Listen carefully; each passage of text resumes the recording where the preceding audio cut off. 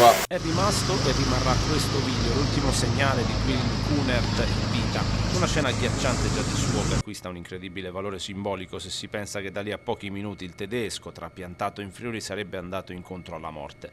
Il suo corpo è stato ritrovato nel pomeriggio di lunedì dalle squadre di soccorso che hanno lavorato incessantemente con la speranza di trovarlo vivo lì sotto, anche se l'assenza di qualsivoglia segnale di vita aveva fatto presagire il peggio. Nessuna voce, nessun richiamo, nessun movimento. Il fango per lui è stato implacabile.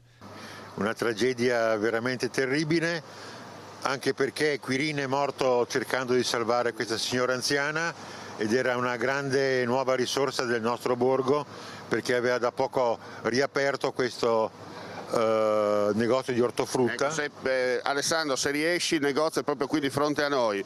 È proprio lì. E stava avendo anche successo. Per un piccolo borgo come il nostro, un piccolo negozio come quello è comunque una risorsa importante, ovviamente, no?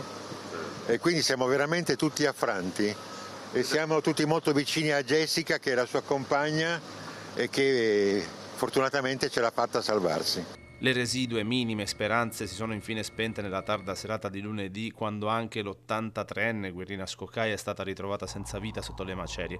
La triste scoperta, anche questa purtroppo attendibile, è arrivata anche grazie alle unità di Urban Search and Rescue e delle unità cinofile utilizzate. È doppio e durissimo il colpo che la piccola comunità di Brazzano deve incassare, dicendo addio a due personaggi molto attivi nella comunità, ancora sconvolta. Il ragazzo tedesco che è morto è venuto ad abitare qui perché si era innamorato di queste terre. Guerrina era un'arsilla pluriottantenne. Era molto conosciuta qui a Brazzano perché era molto attiva nella comunità. Il mio ricordo è che, non dico ogni giorno, ma siccome vengo a bere il caffè ogni giorno a Brazzano, la trovavo al bar e diciamo era una persona estremamente allegra, gioviale, con cui si chiacchierava.